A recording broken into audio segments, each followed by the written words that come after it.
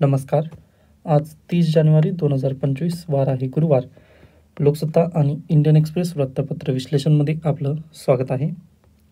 आजच्या प्रमुख बातम्या. महाकुंभमध्ये चेंगराचेंगरी, किमान 30 जणांचा बळी, 60 भाविक जखमी. मौनी अमावस्येला गर्दी वाढल्याने दुर्घटना. पहा, 29 जानेवारी मौनी अमावस्या.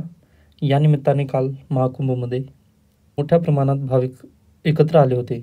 मग त्या दरम्यान चेंगराचेंगरी झालेली आहे. त्यानंतर तपशील जाहीर करण्यास विलंबावर प्रश्नचिन्ह इथं निर्माण झालेले आहेत. त्यानंतर नेक्स्ट न्यूज आहे पहा, निर्ढावलेले प्रशासन, गैरसोयीचे महाराष्ट्र सदन. महाराष्ट्र सदन कुठं आहे? दिल्ली येथे आहे. ओके, त्याबद्दलची ही न्यूज आहे. जास्त काही इम्पॉर्टंट नाही, स्किप करू शकता. त्याच्यानंतर दिमाखदार शतकी झेप म्हणजे इस्रोचं 100वे प्रक्षेपण अगदी सक्सेसफुल झालेलं आहे. कालच्या लोकसत्तामध्ये त्याबद्दलची एक बेस्ट न्यूज आली होती, ती आपण आता लवकरच पाहणार आहोत. त्यानंतर धरणांमधील 17% पाणी वाया. आता पहा, हे मी अगदीच कशामुळे घेत आहे. आता पहा, 432 झालेले आहेत, 432 CM आहे व विंडोजवरती आता माझा विश्वास राहिलेला नाही आहे. त्यामुळे मी हे सर्व काही रेकॉर्डिंग आयपॅडवरती करत आहे. ओके, अद्याप लोकसत्ता आपल्याला अवेलेबल झालेला नाही आहे. तर ज्यावेळेस अवेलेबल होईल 6 AM नंतर मग मी टेलिग्राम चॅनलवरती आपलं हे लोकसत्ता हायलाईट करून पाठवेल. आता कालचा जो लोकसत्ता आहे त्याला आपण कंटिन्यू करूयात आणि आजचं जे इंडियन एक्सप्रेस आहे ते 2 वृत्तपत्र आता आपण कंटिन्यू करणार आहोत. तर हा आहे कालचा लोकसत्ता.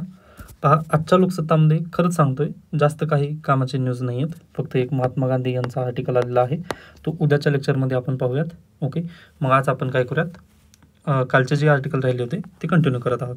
पहा, ही बातमी आपण काल डिस्कस केली होती. त्यानंतर ही पण बातमी आपण काल डिस्कस केली होती.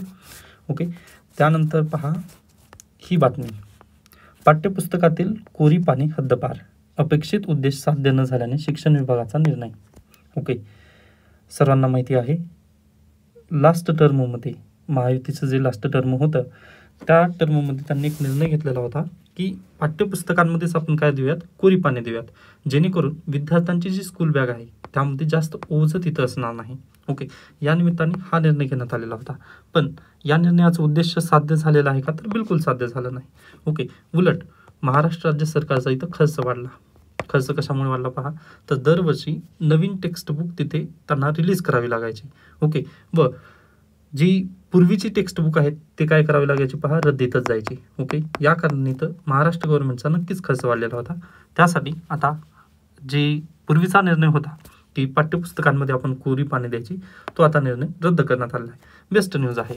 त्याच्यानंतर आहे शालेय विद्यार्थ्यांची गुणवत्ता खालावलेलीच. आता हा अतिशय महत्त्वाचा मुद्दा आहे. असंच्या शैक्षणिक अहवालात अधोगतीचा पंचनामा करण्यात आलेला आहे. ओके, काल आपल्याला ही न्यूज घ्यायची होती पण ते झालेलं नाही आहे. तर पहा, आज आपण त्या न्यूजला पाहताच आहोत. तर फोनचा वापर पण सुरक्षेबाबत अनभिज्ञ म्हणजेच काय, आपल्याकडे सर्वांकडे स्मार्टफोन तर आहेत. ओके, पण आपण स्वतः स्मार्ट झालोत का? तर बिलकुल नाही. पहा, मग तसंच आहे विद्यार्थ्यांचं. तर 14 ते 16 वयोगटातील 63.3% विद्यार्थ्यांकडून शैक्षणिक बाबींसाठी स्मार्टफोनचा वापर करण्यात येत आहे. किती? 63.3%. प्लीज ही आकडेवारी लक्षात ठेवा. SC जर विचारण्यात आला डिजिटल इंडिया किंवा स्मार्टफोनचे उपयोग, तर ही आकडेवारी जर दिलात तर सामान्य तुमच्या बाजूचा जो विद्यार्थी आहे त्याच्यापेक्षा तुम्ही अगदीच पुढे जाणार आहात तिथे. त्यानंतर पहा, समाज माध्यमांचा वापर करणाऱ्या विद्यार्थ्यांचे प्रमाण 72% आहे. ओके, आता अगदीच डिजिटल बिल का गरजेचं आहे असं आपण येऊ शकतो. त्यावेळेस पण हा मुद्दा तुम्ही नमूद करू शकता की सोशल मीडियाचा आज घडीला विद्यार्थी किती वापर करत आहेत. तर पहा, 72% विद्यार्थी सोशल मीडियाचा आज घडीला उपयोग करत आहेत. त्यानंतर समाज माध्यमानंतर घ्यायची काळजी, सुरक्षा याबाबतची जागरूकता त्यांना बिलकुल नाही आहे. ओके, म्हणजे 100%, आता अगदी 100% तर म्हणू शकणार नाही, इथे आकडेवारी दिली नाही आहे त्याबद्दल. पण हे जे 72% विद्यार्थी यूज करत आहेत सोशल मीडिया, तर त्यांना समाज माध्यमाबद्दलची जी काळजी घेण्याची गरजेचं आहे ते त्यांना काहीच माहिती नाही. ओके, मग पहा, ते काय कंटेंट पाहत आहेत याबद्दल कोणाचं त्यावरती हे आहे का, स्टॉप वगैरे आहे का, किंवा त्यांच्याबद्दल लिमिट आहे का कोणाची? तर बिलकुल नाही आहे. पहा, त्यामुळे मी याच्या पूर्वी पण एक भीती व्यक्त केली होती सोशल मीडियाबद्दल. ती अगदीच पहा, त्यांनी जो कंटेंट पाहत आहेत तशाच पद्धतीने त्यांचे विचार बनून जातात. जसं मी महिलांचं उदाहरण देताना मी सांगितलेलं होतं की महिला स्कूटी रोखू शकत नाहीत किंवा त्यांना ब्रेक लावता येत नाही, असं प्रिजुडिसाइज तिथं निर्माण होतं विद्यार्थ्यांमध्ये. मग हे अगदी चुकीचं आहे. हे प्रूव्ह करण्यासाठी मी इथं आकडेवारी दिलेली आहे. आता ही आकडेवारी कोणासाठी गरजेची आहे, तर अगदीच इंडियन सोसायटी म्हणजे GS1 मध्ये पण गरजेची आहे. त्यानंतर जे सोशोलॉजी ऑप्शनलचे विद्यार्थी आहेत ना, त्यांनी प्लीज यासाठी तुम्ही म्हणजे याची स्क्रीनशॉट काढून ठेवा नक्कीच. त्यानंतर खाते ब्लॉक करण्याबाबत 60.9%, माहिती खाजगी राखण्याबाबत 55%, पासवर्ड बदलण्याबाबत 55% विद्यार्थ्यांनाच माहिती आहे. ओके, म्हणजे जर तुम्ही 72ला जर ह्या 100% जर केला तर त्यापैकी 55% विद्यार्थ्यांनाच याची जास्त माहिती आहे की खातं ब्लॉक कसं करायचं, पासवर्ड कसं चेंज करायचं. ओके, त्यानंतर येतं खाते ब्लॉक करण्याबाबत 54%, माहिती खाजगी ठेवण्याबाबत 48%, पासवर्ड बदलण्याबाबत 47% मुली जागृत आहेत. ओके, मुलांचं प्रमाण हे 55% आहे, तर मुलींचं प्रमाण हे फक्त 45% आहे. ओके, हा एक महत्त्वाचा मुद्दा इथं आपल्याला नमूद केलेला आहे. तर प्लीज SA साठी ही आकडेवारी जी आहे ती खूप महत्त्वाची आहे. व खाली कोटेशनमध्ये कोणाचं नाव देऊ शकता, असरचा अहवाल. ओके, असर अहवाल. तर प्लीज हा पॉईंट तुम्हाला लक्षात ठेवायचा. त्यानंतर माजी न्यायमूर्ती S राधाकृष्णन खालवश, त्यांनी पहा अगदीच विविध क्षेत्रामध्ये काम केलं आहे, जसं राज्यघटना, दिवाणी कामगार आणि फौजदारी कायदा. ओके, यामध्ये त्यांनी वकिली केलेली आहे. ओके, व त्यांचं काम अगदीच बेस्ट पद्धतीने राहिलेलं आहे. त्यानंतर आपण पुढे जाऊयात. इथे दुसरी न्यूज गरजेची नव्हती. त्यानंतर इथं पहा GBS साठी विशेष व्यवस्था करा. आजच्या लोकमतमध्ये बेस्ट न्यूज आलेली आहे. शक्य झालं तर तुम्ही आजचा लोकमत पाहून घेऊ शकता GBS साठी. पण मला नाही वाटत की तुम्ही एका न्यूजसाठी तिकडे जा. ठीक आहे, उद्या परवा याबद्दल देखील त्यावेळेस आपण नक्की चर्चा करूयात. ओके, स्किप करू शकता. त्याच्यानंतर बाबा राम रहीमला 30 दिवसांचा पॅरोल. आता ही न्यूज मी का आणलेली असेल, ओके, आपण तर UPSC आणि MPSCची तयारी करत असताना अशा न्यूजला स्किप करतो. पण प्रॉब्लेम कसा आहे पहा, पॅरोल. ओके, मग फक्त जर इलेक्शन येत असतील व त्यावेळी जर पॅरोल देण्यात येत असतील ना, तर हे चुकीचं आहे पहा. ओके, कारण तिथे इलेक्शन मॅनिप्युलेशन नक्की होऊ शकतात. याबद्दलची ही न्यूज आहे. तर गेल्या वर्षी 5 ऑक्टोबरला म्हणजे हरियाणाचे ज्यावेळी सिलेक्शन होते ना, त्या दरम्यान विधानसभा निवडणुकीपूर्वी त्याला 1 ऑक्टोबरला 20 दिवसांचा पॅरोलवर सोडण्यात आले होते. ओके, व हे सर्वसामान्य जे जो कैदी असतो त्याला येतं का असं सोडतात, तर बिलकुल येत नाही. मग अगदी VIP ट्रीटमेंट, जेलमध्ये जी VIP ट्रीटमेंट आहे ना, त्याबद्दलसाठी ही चर्चा आहे. ओके, डायरेक्टली प्रश्न येणार नाही, पण अगदी इंटरव्ह्यूला वगैरे तुम्ही प्रिपेअर करणं गरजेचं आहे की असे प्रश्न येऊ शकतात. एखाद्याने हिनियस क्राईम केलेला असेल व तो जर VIP ट्रीटमेंट जेलमध्ये जर त्याला मिळत असेल तर ते अगदी चुकीचं आहे. ओके, त्याच्यानंतर NVS 0.2चे आज उड्डाणऐवजी हे सक्सेस झालेलं आहे. ओके, आपण अगदीच लोकसत्ताच्या पहिल्या पेजवरतीच ते पाहिलेलं आहे. ओके, 100वा उपग्रह आपण सक्सेसफुली काल लॉन्च केलेला आहे. मग ते उपग्रहाचं महत्त्व काय आहे, NVS 02. ओके, NVS 01 कधी लॉन्च झालेलं होतं, तर हे लक्षात घ्या, 29 मे 2023 रोजी पहिलं उड्डाण त्याचं झालेलं आहे NVS. ओके, NVS 01 हे 2023 मध्येच गेलेलं आहे. मग आता ही NVS काय आहे, तर तुम्हाला आठवत आहे का, नाविक काहीतरी होतं, एक उपग्रह किंवा म्हणजे नाविक काहीतरी चर्चा होती पहा. तर ज्या पद्धतीने आता थोडंसं उदाहरण स्वरूप समजून घेऊयात. आता पहा, प्रत्येकाच्या कलाईवरती किंवा प्रत्येकाच्या हातामध्ये आज सध्याला स्मार्ट वॉच आलेली आहे, बरोबर. मग त्यापैकी पहा काही विद्यार्थ्यांजवळ जी स्मार्ट वॉच आहे ना, ती थोडीशी ॲडव्हान्सची असेल. ॲडव्हान्स कशा पद्धतीने, तर अगदीच त्यांच्या स्मार्ट वॉचमध्ये GPS असेल पहा. ओके, मग हे GPS म्हणजेच काय, ग्लोबल पोझिशनिंग सिस्टीम, लोकेशनसाठीची महत्त्वपूर्ण, बरोबर. मग हे कोणाची आहे पहा, USAची आहे. त्यासोबतच ग्लोनास एक GPS सिस्टम आहे, हे रशियाचं आहे पहा. ओके, रशियाची ही आहे. त्यासोबतच जपानची एक आहे. ओके, त्यानंतर आय थिंक चायनाचं पण एक GPS सिस्टीम आहे त्यांच्या. ओके, मग अगदी हे जे 4 तुमची जी स्मार्ट वॉच असते ना, त्यामध्ये ही 4 तुम्हाला बेसिकली आढळून येतात. जर जास्त करून तर USAचं असतं किंवा रशियाचे असतं पहा. चायना ते दुसऱ्यांना यूज करू देणार नाही व जपान अगदी छोटा बद्दल आहे. ओके, तर अगदी त्याच धर्तीवर आपल्या देशाबद्दल एक लोकेशन सिस्टीम आणावी यासाठी नाविक उपग्रह आपण सोडलेला होता. मग त्यातीलच हे 2nd जनरेशन आहे पहा. ओके, नाविकला आणखीन चांगल्या पद्धतीने काम करावं यासाठी हे NVS 02चे प्रक्षेपण करण्यात आलेलं आहे. मग याने फायदा काय होणार आहे, जे नाविक उपग्रह किंवा आपलं जे भारतामधील जे लोकेशन सर्व्हिस आहे ना, ती स्ट्रॉंग व्हावी यासाठी आहे याचा उपयोग. व हे लगेच कार्यरत होणार आहे. पण आपले जे स्मार्ट वॉच वगैरे आहेत, आता स्मार्टवॉचमध्ये पण याचा उपयोग केला जाऊ शकतो, पण अद्याप पहा आपल्याकडे सप्लाय अँड चेन नाही, त्यामुळे याचा उपयोग आपण आज घडीला करू शकत नाही. ही एक थोडीशी त्यामधील प्रॉब्लेम आहे. बाकी पहा या उपग्रहामुळे अत्याधुनिक अशी यंत्रणा तयार होणार आहे. म्हणजे आगामी काळात जे स्मार्टवॉच तुम्ही वापरत आहात, ओके, ज्या स्मार्टवॉचचा तुम्ही यूज करणार आहात ना, त्या स्मार्टवॉचमध्ये GPS सोबतच आपल्याला काय नाविक उपग्रह सिस्टम पण तुम्हाला दिसेल, किंवा उपग्रह सिस्टम नाही तर लोकेशन सर्व्हिस तुम्हाला नक्की आढळून येईल. किंवा जर भारतीय ब्रँडचा एखादा जर मोबाईल फोन असेल ना, अद्याप तरी दिसत नाहीये पहा मार्केटमध्ये, तसं लॉन्च होण्याचे चान्सेस कमी आहेत, पण जर तसं जर आलं तर अगदी नाविक त्यामध्ये इन्क्लुडेड असेल. ओके, ही एक आगामी काळासाठी खूप महत्त्वाची न्यूज आहे, त्यामुळे प्लीज याकडे थोडंसं लक्षात घ्या. बाकी मी याबद्दलचा जो सरळ सेवा आणि कंबाईन परीक्षेचे जे पॉईंट्स आहेत ना, तिथं हायलाईट केलेली आहेत.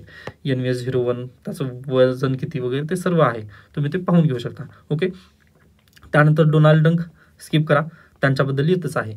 नेक्स्ट न्यूज आहे सरकारी शाळा पुन्हा ओस. आता ही पण आकडेवारी खूप महत्त्वाची आहे पहा. तर सुविधांचा अभाव कारणीभूत, संगणकाचा विद्यार्थ्यांकडून वापर. आता डिजिटल बिल किंवा आपल्या देशामध्ये डिजिटायझेशन किती झालेलं आहे हे या न्यूजमधून लक्षात येतं पहा. तर संगणकाचा विद्यार्थ्यांकडून वापर कसा आहे, तर विद्यार्थ्यांकडून वापर फक्त म्हणजे जे कम्प्युटर आहे PCचा आहे ते 20.4% विद्यार्थी PCचा वापर करू शकत आहेत.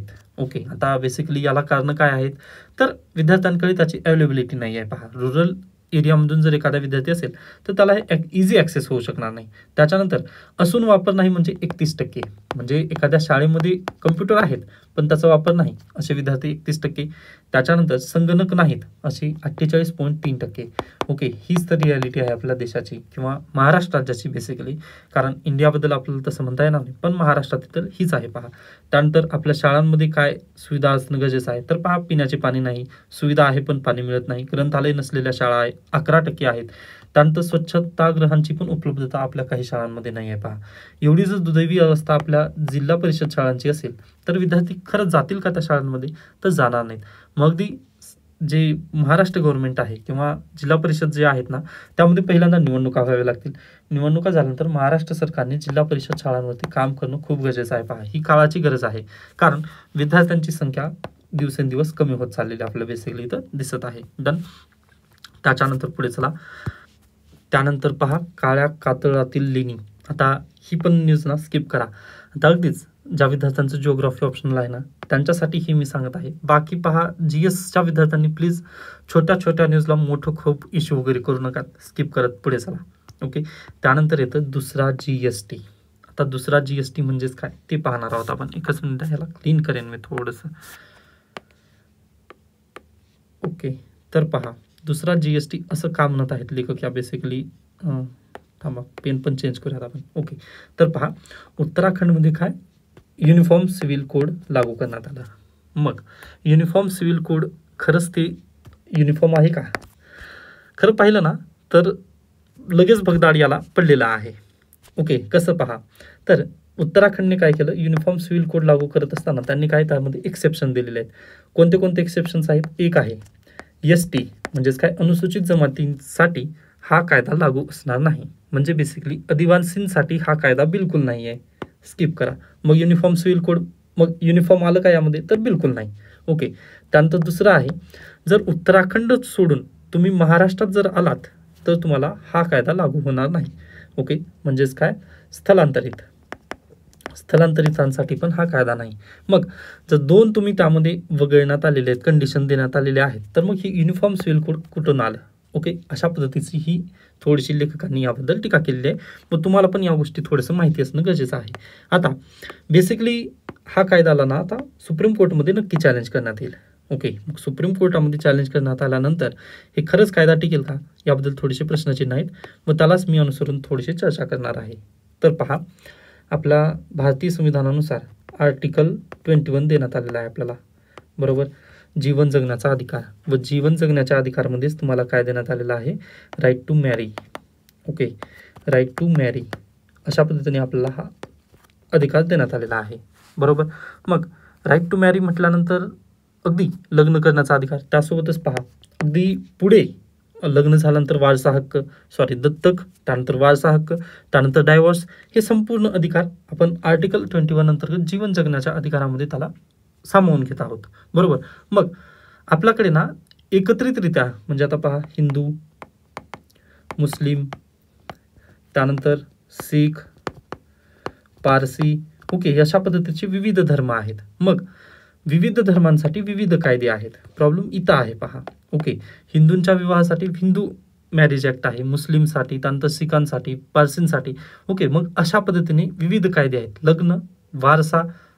लग्न, दत्तक, वारसा, त्यानंतर डायव्हर्स, म्हणजे विविध अधिकारांनुसार आपल्याला काय तिथं म्हणजे कायद्याद्वारे आपल्याला तिथं शिक्षा वगैरे दिली जाते, किंवा म्हणजे त्यामध्ये विविध कानून आहेत, एवढं लक्षात घ्या.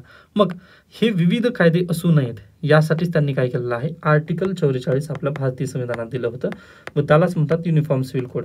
पहिल्यांदा आपण हे समजून घेतलं की युनिफॉर्म सिव्हिल कोड काय आहे. तर हिंदू, मुस्लिम, शीख, ईसाई, पारसी यामधील जे विवाहाचे कायदे आहेत, त्यानंतर दत्तक घेण्याचे कायदे आहेत, किंवा वारसाचे कायदे जे आहेत ते आता एकत्रित केले गेलेले आहेत. पण उत्तराखंडमध्ये पण पहा, त्यामध्ये एक चॅलेंज काय करण्यात आलेला आहे. अगदी युनिफॉर्म दिसत आहे, परंतु हा कायदा आदिवासींसाठी बिलकुल नाही आहे. ओके, हा इथं बेसिकली भगदाड पाडण्याचं काम केलेलं आहे. का आदिवासींसाठी हा कायदा नाही आहे, तर त्यांची संस्कृती वेगळी आहे पहा. ओके, मग अगदी ज्यावेळेस भारतीय संविधान बनलेलं होतं, त्यावेळेस जे संविधान निर्माते होते त्यांनी पण हा कायदा का लागू केला नव्हता, तर पहा आपला देश कसा आहे, युनिव्हर्सिटी इन डायव्हर्सिटी आहे आपल्या देशामध्ये. मग त्याच निमित्ताने हा कायदा तेव्हा लागू करू शकलो नाही. पण आता नक्कीच एक बेस्ट स्टेप आहे ही, पण या बेस्ट स्टेप उचलत असताना यामध्ये काही त्रुटी राहिलेल्या आहेत, त्याच त्रुटीला आपण अभ्यास करत आहोत. ओके, तर पहा आर्टिकल 21 लक्षात घ्या आणि आर्टिकल 44 नुसार युनिफॉर्म सिव्हिल कोड हा पॉईंट आहे. ओके, व आता अगदीच काही विद्यार्थ्यांच्या मते हा जो कायदा आहे तो उत्तराखंडनेच पहिल्यांदा केलेला आहे. ओके, उत्तराखंड, UK, एकच मिनिट, परत पेन चेंज करावी लागेल. तर पहा उत्तराखंडने, आता विद्यार्थ्यांचं मत काय आहे की सर उत्तराखंडनेच हा पहिल्यांदा कायदा केलेला आहे, पण तसं नाही आहे. पहा, याच्यापूर्वी गोवा या राज्यामध्ये युनिफॉर्म सिव्हिल कोड ऑलरेडी लागू होतं. म्हणजे हिंदू, मुस्लिम, शीख, पारसी, ईसाई हे जे विविध धर्म आहेत, या विविध धर्मातील विवाह, दत्तक, वारसा आणि डायव्हर्स यासंबंधी, किंवा तलाक ज्याला आपण म्हणतो, घटस्फोट, तर यासाठी एकच कायदा होता गोवा या राज्यामध्ये. पण तो कायदा कोणी केलेला आहे, तर तो कायदा आणलेला होता पोर्तुगीजांनी. ओके, पोर्तुगीजांनी हा कायदा केलेला होता. मग जे विद्यार्थी म्हणत आहेत ना उत्तराखंड पहिला आहे, तर त्यांच्या नजरेतून असं आहे की भारत सरकारने किंवा एखाद्या राज्य सरकारने केलेला हा कायदा म्हणजे उत्तराखंड हे पहिलं राज्य आहे. पण जर स्टेट वाईज पूर्ण जर तिथं गोवा जर देण्यात आलेला असेल ऑप्शन, तर तुम्हाला अगदीच गोवा तिथं टिक करावं लागेल. हे 2 पॉईंट तुम्हाला लक्षात घ्यायचे आहेत. डन. आय होप हा पॉईंट समजलेला असेल. युनिफॉर्म सिव्हिल कोड पण समजलं आणि त्याचं कलम पण समजलेलं आहे. ओके, आता त्याच्यानंतर आपण पुढे जाण्याचा प्रयत्न करूया. तर पहा, आता हा कायदा आदिवासी आणि स्थलांतरितांना लागू असणार नाही, बरोबर. मग आदिवासींसाठी मी म्हटलं की त्यांची संस्कृती वेगळी, या नात्याने त्यांना स्किप केलेलं आहे. पण आता स्थलांतरितांना लागू का केलं गेलेलं नाही आहे या कायद्यामध्ये, तर त्याबद्दल पण थोडक्यात आपण समजून घेण्याचा प्रयत्न करूयात.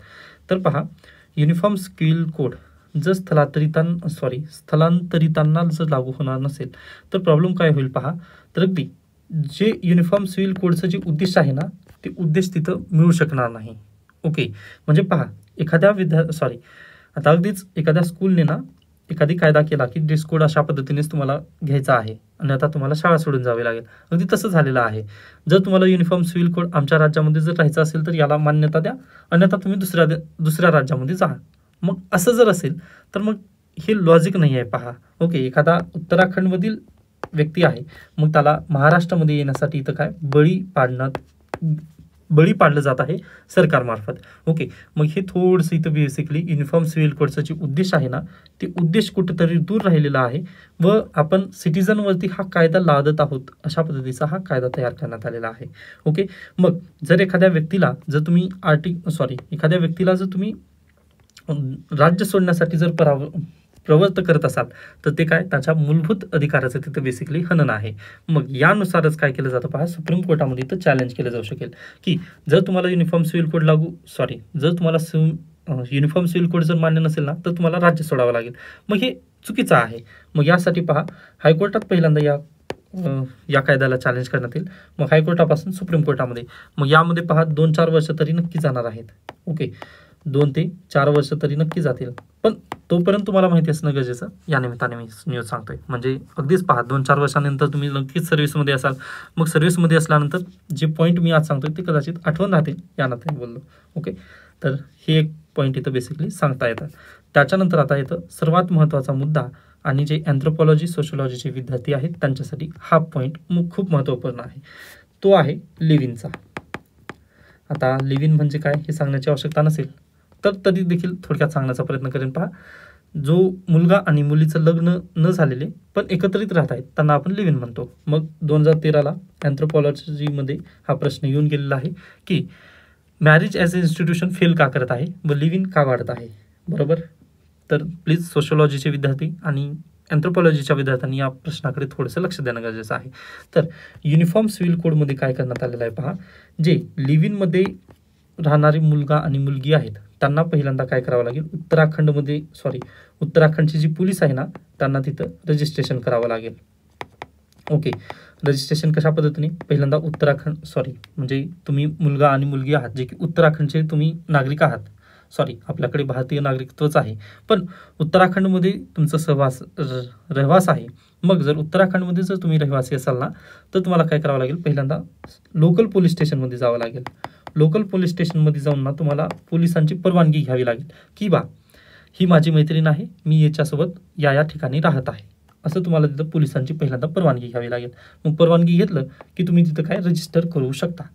असं आहे लिव्ह इन बाबतची तयारी. ओके, याच्यापूर्वी व्हायचं काय, पहा मला एखादी मुलगी आवडते किंवा म्हणजे डायरेक्टली तिचं सहमती जर असेल तर मी तिच्यासोबत नक्की राहू शकत होतो. पहा, ओके, मग अगदी ही संकल्पना राहते तर तळा जात आहे. पहिल्यांदा तुम्हाला काय पोलिसांची परवानगी घ्यावी लागते. म्हणजेच काय, पोलिसांची परवानगी म्हणजेच काय, स्टेटची परवानगी घ्यावी लागत आहे. ओके, व राईट टू प्रायव्हसी तुम्हाला माहिती असेल. Okay, right to privacy article किती आहे, आर्टिकल 21. त्यानंतर राईट टू मॅरेज म्हणजे अगदी मला जीवन जसं जगायचं आहे तसं मी जगण्याचा अधिकार आर्टिकल 21 मध्ये आहे. मग मला सांगा हा आर्टिकल 21चं उल्लंघन आहे का नाही, तर बिलकुल आहे. ओके, आय होप पॉईंट समजलेला असेल. एकच मिनिटात थोडंसं हायलाईट करेन. हे आर्टिकल 21चं उल्लंघन आहे. पहा, ओके, कारण स्टेटला आपल्या आयुष्यात काय चाललेलं आहे, ओके, म्हणजे माझ्या आयुष्यात काय चाललेलं आहे हे विचारण्याची त्याला परवानगी नाही आहे. हेच तर आहे राईट टू प्रायव्हसी. ओके, मला माझ्या पद्धतीने जीवन जगू द्या, हे आहे आपल्याला राईट टू प्रायव्हसी. भारतीय संविधान हे आपल्याला अधिकार दिलेला आहे, मूलभूत हक्क आहे. व आर्टिकल 13 आठवा तुम्ही. आर्टिकल 13 काय म्हणतं, एखादा जर कायदा आपल्या मूलभूत अधिकाराचं जर हनन होत असेल तर तो कायदा नल अँड व्हॉइड डिक्लेअर केला जाऊ शकतो आर्टिकल 32 नुसार. मग इथं पण तेच होणार आहे जे उत्तराखंड सरकारने केलेलं आहे की लिव्ह इनमध्ये जर तुम्हाला राहायचं असेल तर स्टेटची परवानगी घ्यावी लागेल. मग यासाठी हा कायदा इथं काय होतो पहा, नल अँड व्हॉइड डिक्लेअर केला जाऊ शकतो. म्हणजेच हायकोर्टामध्ये जर याला चॅलेंज करण्यात आलं, आता हायकोर्ट कदाचित तशा पद्धतीने निर्णय घेणार नाही हार्श पद्धतीने, कारण हे कॉन्स्टिट्युशनॅलिटी चेक करणार आहे. त्यामुळे सुप्रीम कोर्ट याबद्दल नक्की निर्णय घेईल. पहा, कॉन्स्टिट्युशनॅलिटी जर इथं चेक झाली ना तर अगदी आर्टिकल 21च्या पुढे हा कायदा अगदीच ढासळणार आहे. ओके, त्याच्यानंतर पहा, आता अगदी हा इथंच संपतो खरा तर मुद्दा, पण लेखक याच्या पुढे जाऊन काय म्हणतात पहा, तर अगदीच स्टेटला इथं एवढं एखाद्याच्या अंतर्गत विषय का पडलेला आहे. ओके, बेसिकली पहा, आता एखाद्याच्या पॅरेंट्सनी परवानगी दिलेली असेल पण जर स्टेटनी जर परवानगी नाकारली तर मग काय करायचं. मग अगदीच पहा, तो जो मुलगा आहे आणि ती जी मुलगी आहे त्यांच्या प्रायव्हसीवर इथं धोका निर्माण जर झाला तर अगदी सैराट मूवी सर्वांनी पाहिला असेल. पहा, सैराटमध्ये पण तसंच झालं ना, म्हणजे ऑनर किलिंगचे प्रकार वगैरे इथं काय जास्त वाढू शकतील. पहा, जर पोलिसांनी जर त्यांच्या घरच्यांना वगैरे कळवलं, मुलीच्या जर घरच्यांना वगैरे कळवलं, किंवा म्हणजे उच्च कास्ट आणि थोडंसं लो कास्ट यामध्ये जर तिथं तफावत जर झाली ना तर अगदी पहा आपल्याकडे ऑनर किलिंगच्या केसेस भरपूर आढळलेले आहेत. मग स्टेट प्रवर्त करत आहे ऑनर किलिंगला, मग यासाठीच थोडासा हा जो कायदा आहे ना तो टिकणार नाही आर्टिकल 21च्या कॉन्स्टिट्युशनलच्या बेसिसवरती, व मूलभूत अधिकाराचं इथं बेसिकली हा कायदा हनन करत आहे. ओके, आता अगदीच यांनी डंका वाजू सांगितलं की आम्ही युनिफॉर्म सिव्हिल कोड आणत आहोत किंवा युनिफॉर्म सिव्हिल कोड आम्ही लागू करत आहोत, पण हे सिटिझन्सच्या आर्टिकल 21चं उल्लंघन आहे बेसिकली. कारण असं कोणताही कायदा आर्टिकल 13 आणि आर्टिकल 32 नुसार आपल्याला करता येत नाही राज्य सरकारला, पण यांनी केलेलं आहे. तर हे अशा पद्धतीने आहे. त्यामुळे हे एक मोठा भगदाड आहे. पहा, व तुम्हाला माहिती आहे जीएसटी मध्ये पण त्यांनी तसंच म्हटलं होतं. जीएसटी ज्यावेळेस लागू केलं ना त्यावेळेस त्यांनी काय म्हटलं होते की नाही हा कायदा ना वन नेशन वन टॅक्स व पहा मध्यरात्री 12 वाजता त्यांनी संसदेची चावी उघडून वगैरे तशा पद्धतीने हा कायदा लागू केला होता. पण आज तुम्हाला माहिती आहे जीएसटीची काय हालत आहे. ओके, म्हणजे अगदी तशा पद्धतीने बोलायचं नाही आहे मला, पण प्रॉब्लेम कसा होतो पहा, जीएसटी आणि पेट्रोल डिझेल वगैरे त्यामध्ये येतात का जीएसटी मध्ये? तर बिलकुल नाही. जी तुम्ही अल्कोहोल कन्झ्युम करता, अल्कोहोल जीएसटी मध्ये आहे का? तर बिलकुल नाही. मग तुम्ही वन नेशन वन टॅक्स असं का कसं म्हणू शकता? अगदी त्याच धर्तीवर आहे पहा हे. ओके, युनिफॉर्म सिव्हिल कोड आहे ना, तर मग सर्वांसाठी समान असणं गरजेचं आहे ना. इथं अनुसूचित जमातीसाठी वेगळा न्याय तुम्ही का करत आहात मग? ओके, त्याच्यानंतर सर्वाधिक याला विरोध कुठून होणार आहे पहा, हिंदू फॅमिलीचा. कारण आज घडीला जर तुम्ही टॅक्स पाहिलात, ओके, इन्कम टॅक्स, तर इन्कम टॅक्समध्ये जर तुम्ही हिंदू अनडिवायडेड फॅमिली जर असाल, ओके, हिंदू अनडिवायडेड फॅमिली, तर तिथं तुम्हाला पहा टॅक्स रिबेट मिळतं, म्हणजे टॅक्समध्ये सवलत मिळते. जर तुम्ही हिंदू फॅमिली असाल, ओके, जर तुम्ही हिंदू एक म्हणजे अगदी जॉईंट फॅमिली जर असाल, हिंदूंची जर जॉईंट फॅमिली असाल, तर तुम्हाला वेगळं पॅन कार्ड मिळतं, ओके, टॅक्ससाठी. मग त्याचा वापर करून आपण टॅक्स खूप वाचवू शकतो पहा, पॅन कार्ड, ओके, खूप टॅक्स आपण वाचवू शकतो. पण सरकारने काय केलं आहे, आता हिंदू अनडिवायडेड फॅमिली हा नावाचा प्रकारच ठेवला नाही. त्यामुळे इथं काय होणार आहे बेसिकली, तर अगदीच त्याचा म्हणजे इथं अशा पद्धतीने जर म्हणजे हिंदू अनडिवायडेड फॅमिली हे नावाचा प्रकार जर ठेवलं नाही, तर हिंदूंमध्येच यामध्ये जास्त रोष निर्माण होईल. कारण इन्कम टॅक्स आपल्याला इथं काय जास्त भरावा लागेल.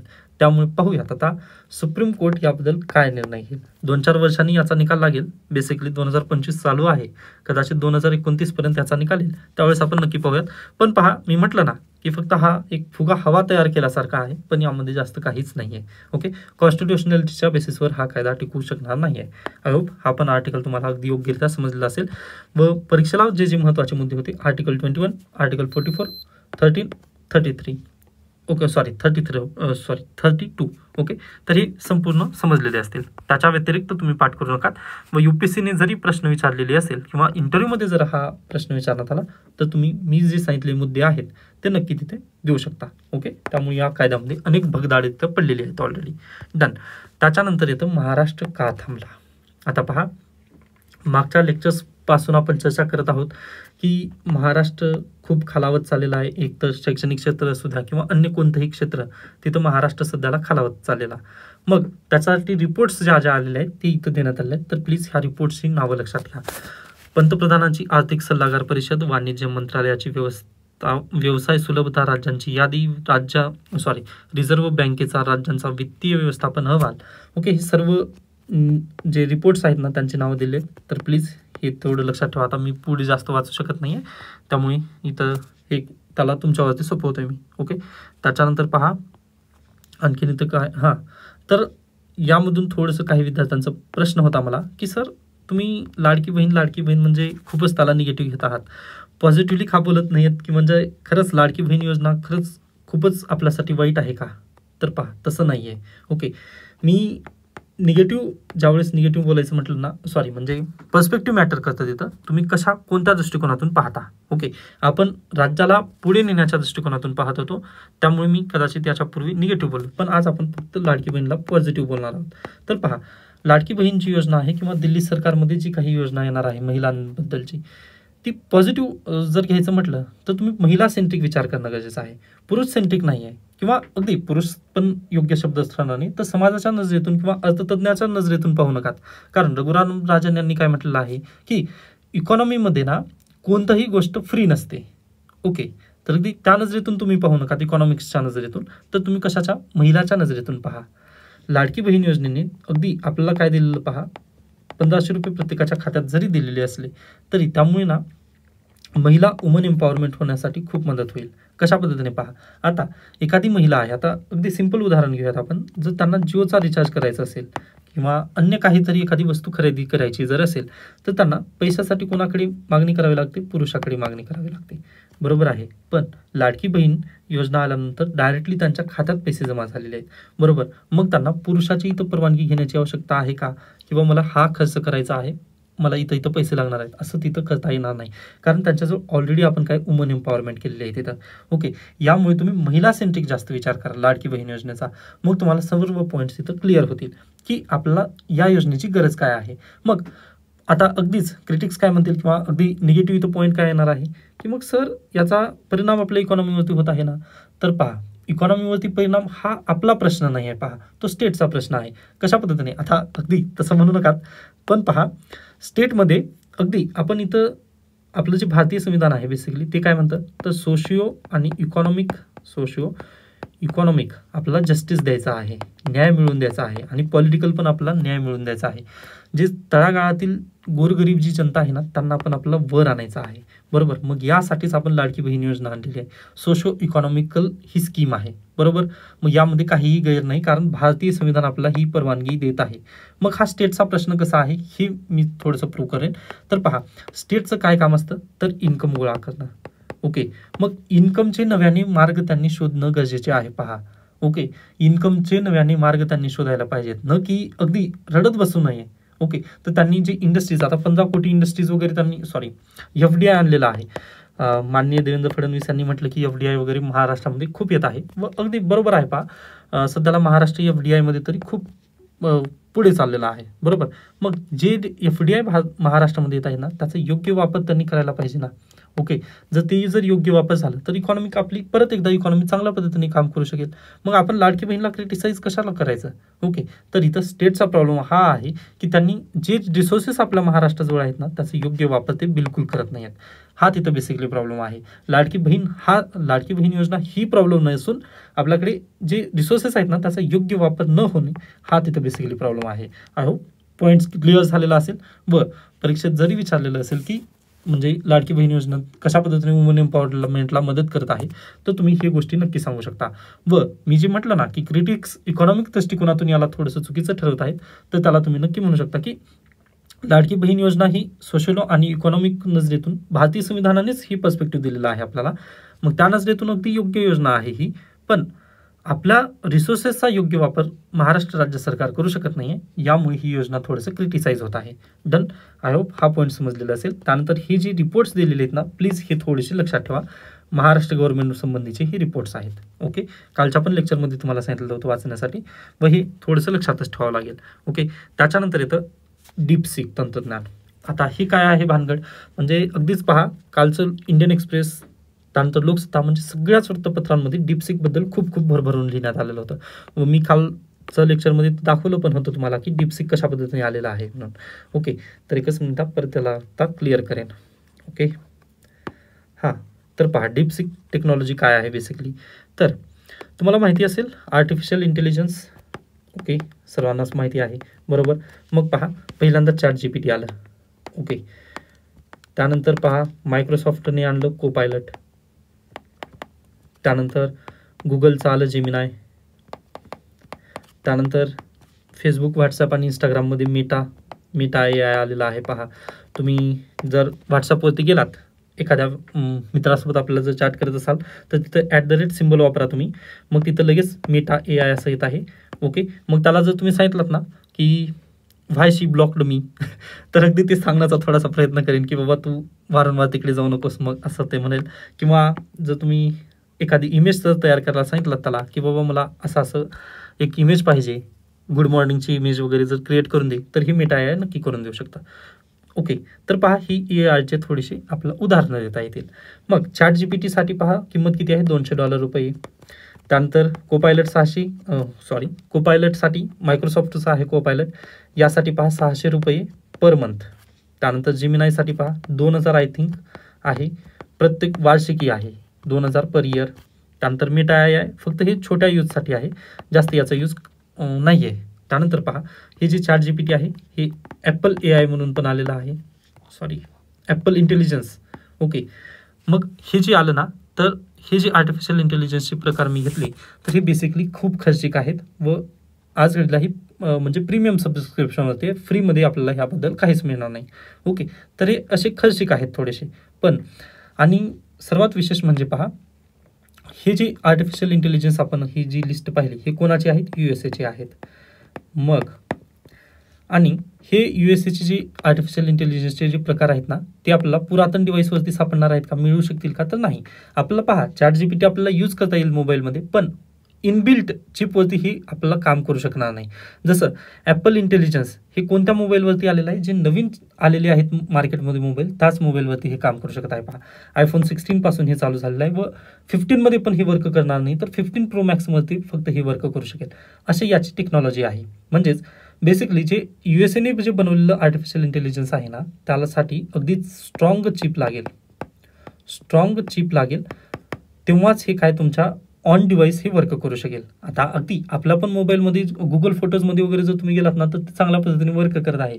पण पहा, ते क्लाउड बेस्ड आहे. ओके, क्लाउड बेस्ड ते आर्टिफिशियल इंटेलिजन्स आहे. ॲपलचं इंटेलिजन्स कसं आहे, तर ते इनबिल्ट म्हणजे चिपवरतीच ते आर्टिफिशियल इंटेलिजन्स आलेलं आहे. त्यामुळे हे थोडेसे फरक आहेत. बरोबर. मग इथं स्ट्रॉंग चिप लागेल, तेव्हाच हे तुम्ही इनबिल्ट तिथं यूज करू शकता. मग चायनाने काय केलेलं आहे पहा, अगदीच सर्वांना माहिती आहे 2020मध्ये डोनाल्ड ट्रम्प यांनी चायनावरती बंधनं टाकली चिप देण्यासाठी. बरोबर, जे नवीन इंटेलची चिप असेल किंवा नाविडियाची जी चिप असेल ती त्यांना मिळू शकत नाही चायनाला, किंवा ॲपलची तर कोणाला मिळतच नाही. ओके, त्यामुळेच पहा ॲपलचं जे इंटेलिजन्स आहे ना, ते M1 चिपपासून आलेलं आहे.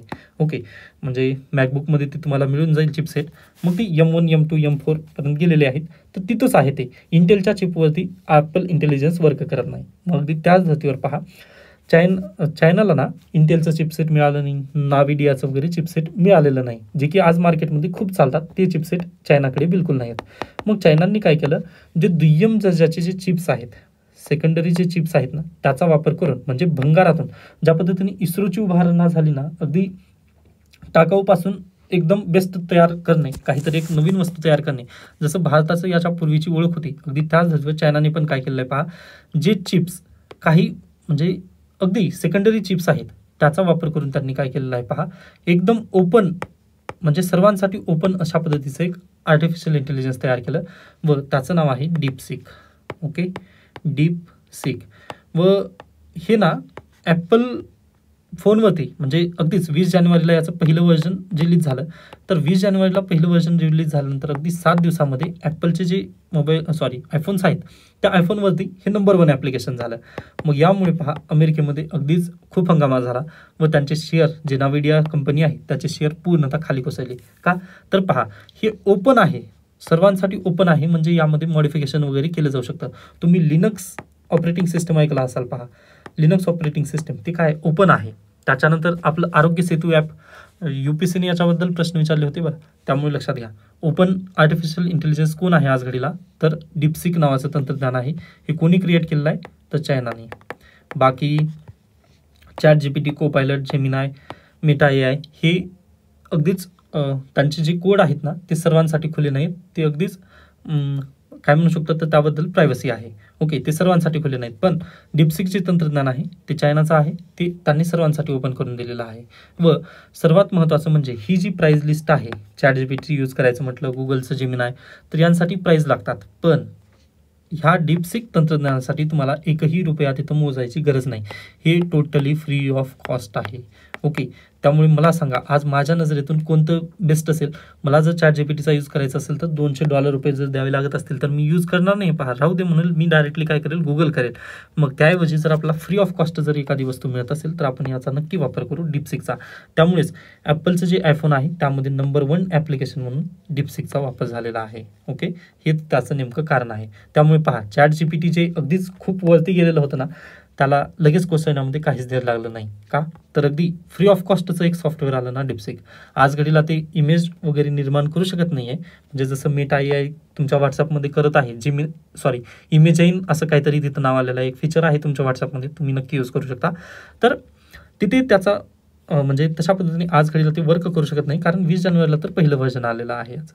मग थांबा थोडं दिवस, मग त्याच्यानंतर आणखीन यामध्ये जर थोडीशी डीप लर्निंग जर झाली ना तर हे नक्की चांगल्या पद्धतीने वर्क करू शकेल.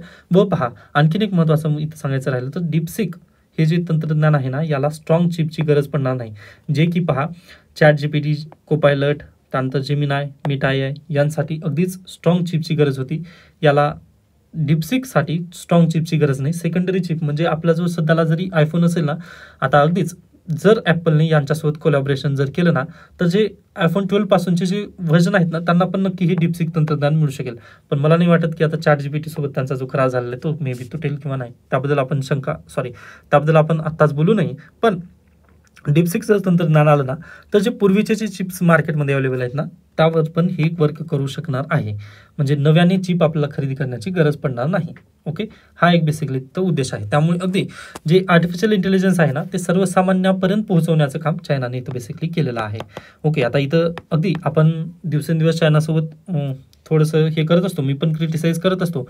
पण पहा, अगदी भारत सरकार किंवा भारत देश आपला ज्या पद्धतीने पूर्वी काम करायचं ना, अगदी तशाच पद्धतीने काम अगदी तशाच पद्धतीने वर्क चायनाने केलेलं आहे आज घडीला, की म्हणजे सर्वांसाठी ओपन करून दिलं त्यांनी आर्टिफिशियल इंटेलिजन्स, ज्यामुळे आपल्याला पैसे किंवा फीस वगैरे तिथं बिलकुल भरायची आवश्यकता नाही व आपलं काम पण तिथं चांगल्या पद्धतीने होईल. ओके, तर हे अगदी आर्टिफिशियल इंटेलिजन्स आहे डीपसिक. सरळ सेवा राज्यसेवा परीक्षेला प्रश्न विचारला जाण्याची शक्यता आहे. UPSCला पण हा प्रश्न विचारला जाऊ शकतो पहा. ओके, तर प्लीज हे थोडेसे लक्षात ठेवणं गरजेचे आहेत. बाकी मी हे काल तुम्हाला वाचण्यासाठी सांगितलं होतं, तरी पण मला ते म्हणजे अगदी पहा, कालच्याबद्दल थोडंसं क्षमस्व, कारण ते लगेच क्रॅश झालं, मला ते थोडंसं आवडलं नाही, त्यामुळे मी आज iPadवरती हे रेकॉर्ड करत आहे. त्याच्यानंतर बुमराह सर्वोत्कृष्ट क्रिकेटपटू सरळ सेवा कंबाईन परीक्षेला हा प्रश्न येऊ शकतो. तर पहा काय न्यूज आहे, एकच मिनिट. हां, सर गारफिल्ड सोबत पदक मिळवणारा तो भारताचा एकूण 5वा खेळाडू आणि पहिला वेगवान गोलंदाज आहे. हा महत्त्वाचा मुद्दा. त्यानंतर यापूर्वीच्या भारताच्या राहुल द्रविड 2004 मध्ये, सचिन तेंडुलकर 2010, रविचंद्रन अश्विन 2016, विराट कोहली 2017 आणि 18 यांना हा सन्मान मिळाला आहे. कोहलीने सलग 2 वेळा हा सन्मान पटकावला आहे. सर गारफिल्ड सोबत पदक. ओके, ICCचा प्रतिष्ठित पुरस्कार मिळवणारा पहिला भारतीय वेगवान गोलंदाज. ओके, ही एक लक्षात ठेवायची न्यूज. त्यानंतर पहा, आज 30 जानेवारी, उद्या 31 जानेवारी इकॉनॉमिक सर्वे येईल. इकॉनॉमिक सर्वे आणि बजेटबद्दल मृणाल सर चांगल्या पद्धतीने व्हिडिओ बनवतील, मग तेव्हा आपण मृणाल सरांचे लेक्चर अटेंड करायचे आहेत. आजचा मी इंडियन एक्सप्रेस घेत नाही आहे, तर तो इंडियन एक्सप्रेसमधील जे काही महत्त्वाचे आर्टिकल असतील ना, ते आपण उद्याच्या लेक्चरमध्ये पाहूयात. आता अगदीच तुम्ही मला सांगू शकता की विंडोजवरतीची सिस्टीम बेस्ट आहे की iPadवरतीच मी हे लेक्चर रेकॉर्ड करतोय ते बेस्ट आहे. तुम्ही मला नक्की कमेंट सेक्शनमध्ये सजेशन देऊ शकता. धन्यवाद.